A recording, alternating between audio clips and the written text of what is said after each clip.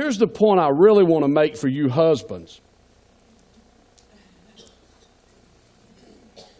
You can tip me when it's over. Or ignore me, whichever. Adam brought death to many. Now that is just a ripoff.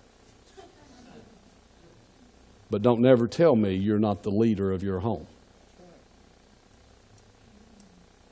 She ate the fruit. She was having the conversation with Satan. But their eyes wasn't, if you go read the whole text, their eyes was not open until Adam partook. So when God says that the man is the head of the house, the leader of the home, he's not joking about that. And he didn't change his mind in the 21st century. Now let me tell you this. It is not, here's what has changed, man's understanding of that.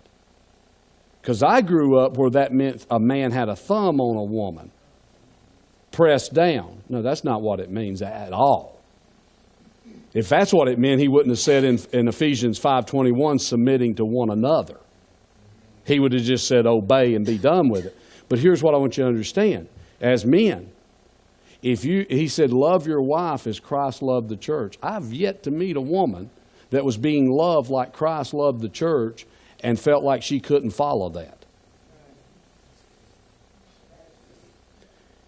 What did Christ do for the church? Well, he laid down his life for it.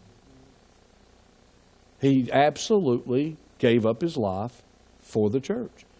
Well, when men do that, the leadership role is not a problem. Guys, I'm just telling you, as you start off 2018, lead your home.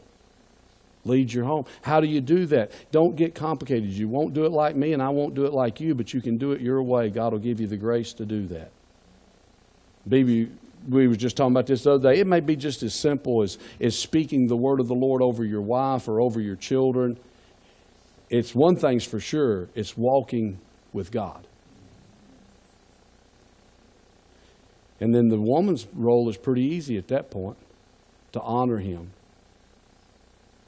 You don't have to raise your hand, but how many of you ladies would have a problem honoring somebody that was really walking with God? I'm not talking about somebody that says they're walking with God. I'm talking about somebody that's really walking with God. So here comes the age-old question. I know it's already surfacing in some of your spirit. I'm going to answer this and let you go. Well, if he ain't loving me like Christ loved the church, how can I honor him? Well, that's kind of like saying which came first, chicken or egg. Somebody's got to start. If you're hearing the message, I'd suggest you. I hear that all the time in counseling. Which one starts? Whichever one's got the revelation. It does not have to be in chronological order or whatever kind of order. Just start. It's kind of like the sowing and reaping. People still waiting for reaping and they hadn't started sowing. It won't work.